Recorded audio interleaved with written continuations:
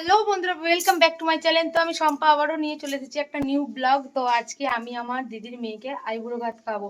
সকাল থেকে আয়োজন চলছে। তো বন্ধুরা দেখো, আমার রান্না চাপিয়েই দিয়েছি। তোমাদেরকে কাটাকুটিগুলো আমি দেখাতে পারলাম না। আর কি রান্না করি না করি তোমাদের সাথে সবটা আজকে শেয়ার করবো এই ব্লগের মাধ্যমে।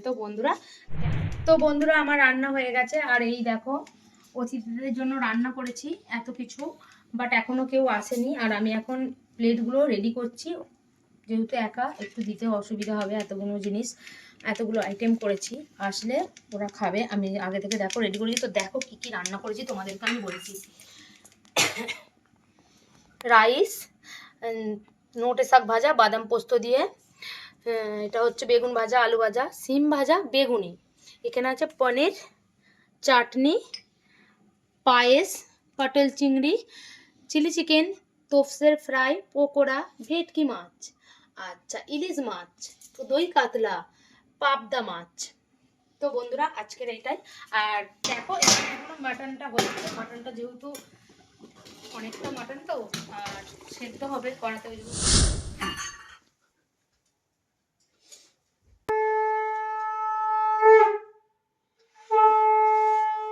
দেখো আমাদের এইটুকু আজকের আয়োজন। আর এই হচ্ছে আমাদের অতিথি, আমার দিদির মেয়ে।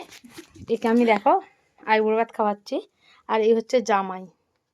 কেমন হয়েছে আজকের সব কিছু কমেন্ট আমাকে জানিও।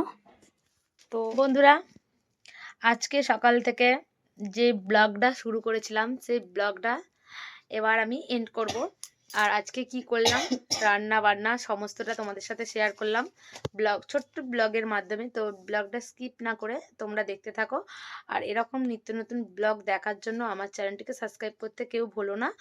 আর সবাইকে অনেক অনেক থ্যাংক ইউ, অনেক অনেক ভালোবাসা। এরকম নিত্য নতুন ব্লগ দেখার জন্য আমার চ্যানেলটিকে সাবস্ক্রাইব করতে ভুলো না।